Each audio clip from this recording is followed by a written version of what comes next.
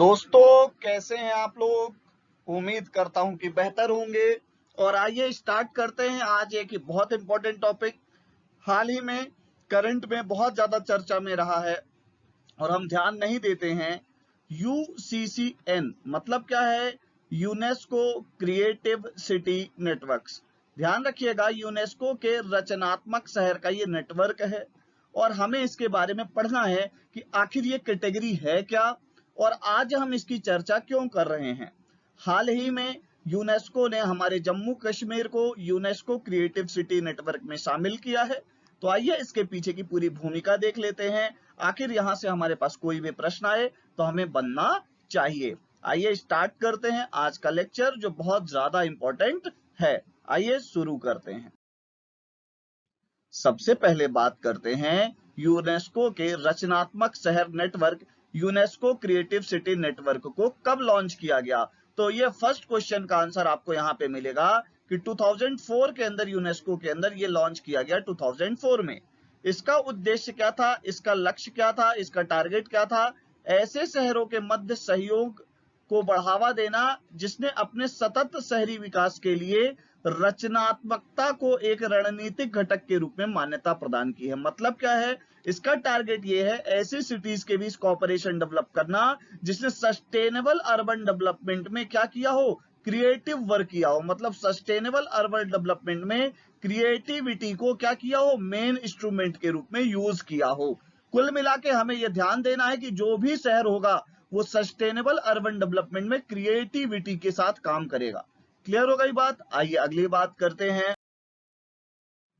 अगली बात यह है यूनेस्को रचनात्मक शहर क्रिएटिव सिटी नेटवर्क में 7 जो है क्रिएटिव क्षेत्रों को, 7 क्रिएटिव कैटेगरीज को शामिल किया गया है। कितनी कैटेगरीज हैं क्रिएटिव की? ध्यान रखिएगा 7 कैटेगरीज हैं। आपसे पूछा जा सकता है कितनी कैटेगरीज होनी चाहिए, तो आपको पता होना चाहिए कितनी कैटेगरी, 7 कैटेगरी होना चाहिए। पहला क्या है? हस्तशिल्प एवं लोक कलाएं, हैंडीक्राफ्ट एंड फोक आर्ट पहला है। Handicrafts and folk art first segment है। सेकंड सेगमेंट है डिजाइन। नेक्स्ट सेगमेंट है फिल्म। नेक्स्ट सेगमेंट है पाक कला, आर्ट ऑफ कुकिंग। अगला सेगमेंट है लिटरेचर। उसका अगला सेगमेंट है मीडिया आर्ट और उसका अगला सेगमेंट है म्यूजिक। इन चीजों में जो भी क्रिएटिव होगा, जैसे मैं एक एग्जांपल बताता हूं कि खाने की फील्ड में हमारा इंदौर बहुत अच्छा है, तो हम इसमें पाक कला, आर्ट ऑफ कुकिंग के सेक्टर में हम अप्लाई कर सकते हैं। क्लियर हो गई बात। जैसे इंदौरी पोहा बहुत फेमस है, तो आर्ट ऑफ कुकिंग को हम पोहे के साथ क्रिएटिव सिटी के लिए अप्लाई कर सकते हैं। हालांकि इंदौर इसमें शामिल नहीं है, पर मैं आपको एक एग्जांपल के लिए बता रहा हूं। जैसे फिल्म सिटी के रूप में किसी एरिया को डेवलप किया गया, तो फिल्म के हिसाब से हम देख सकते हैं। हैंडीक्राफ्ट सपोज दैट हमारे महेश्वर के अच्छे हैं, तो हम वहां अप्लाई कर सकते हैं। कुल मिला के 7 सेगमेंट्स हैं जिनके बारे में हमको जानकारी होनी चाहिए। आइए अगली बात करते हैं इसी में।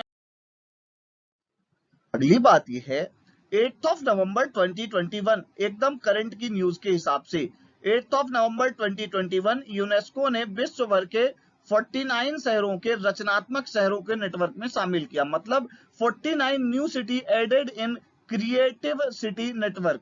क्लियर हो गई बात। कितने शहर को जोड़ा गया? 49। वर्ल्ड के 49 सिटीज को ऐड किया गया।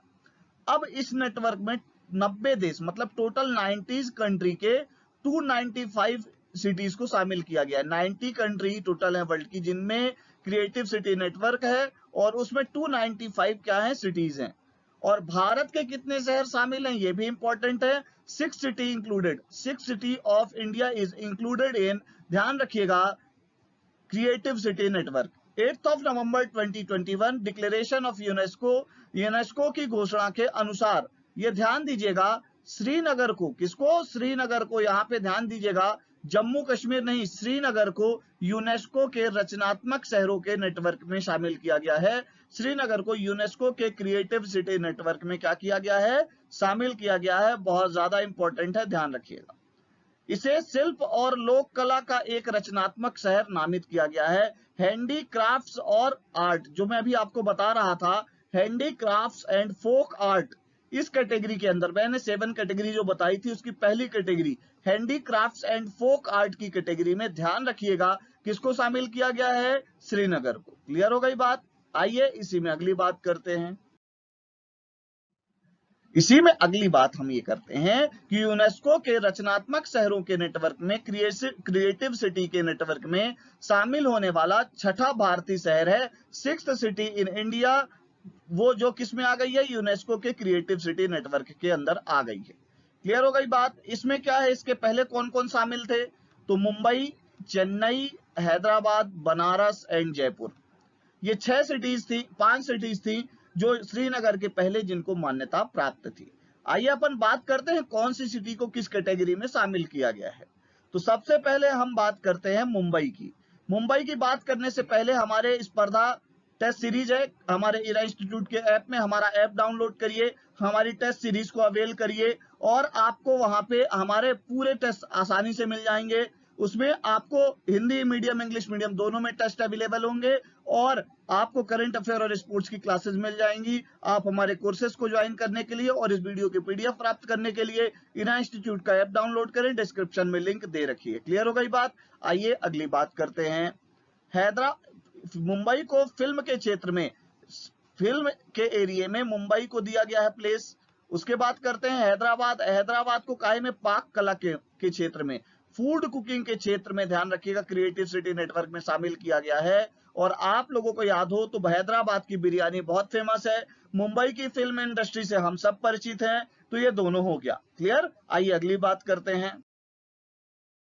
अगला नाम है इसमें 31 अक्टूबर 2017 को चेन्नई को किस में किया गया है, ध्यान रखिएगा, क्लासिकल म्यूजिक और south Indian classical music segment के अंदर 31 अक्टूबर 2017 को शामिल किया गया। किसको, चेन्नई को। ये बहुत ज्यादा इंपॉर्टेंट बात मैं आपको बता रहा हूं। क्लियर हो गई बात। तो क्लासिकल म्यूजिक के सेगमेंट में कौन, चेन्नई। और अगली सिटी हमने किसे चयन किया है, जयपुर। जयपुर भी काहे में, handicrafts and folk art, crafts and folk art की फील्ड में कौन सा है, जयपुर है, ये आपको ध्यान में देना है। तो जयपुर सिटी भी हो गई। उसके बाद अगला आता है बनारस, और बनारस आप लोगों को पता है संगीत म्यूजिक की श्रेणी में आता है, और आपको ये पता होना चाहिए कि संगीत और म्यूजिक की जो ये श्रेणी है बनारस के अंदर ये बहुत ज्यादा इंपॉर्टेंट रोल प्ले करती है। क्लियर हो गई बात। तो ध्यान रखिएगा, आपको अभी मोदी जी टोक्यो की यात्रा में है जब मैं ये वीडियो रिकॉर्ड कर रहा हूं, और ट्विन सिटी बनारस और टोक्यो को भी बोला जाता है, और बनारस बहुत ज्यादा चर्चा में है ज्ञानवापी मस्जिद के कारण भी, इसलिए आपको ये सेगमेंट ध्यान रखना है। हमारे वीडियो को लाइक करते रहिए, सब्सक्राइब करते रहिए, जितना हो सके शेयर करते रहिए। आपको मिलता हूं मैं नेक्स्ट लेक्चर में। Thank you very much.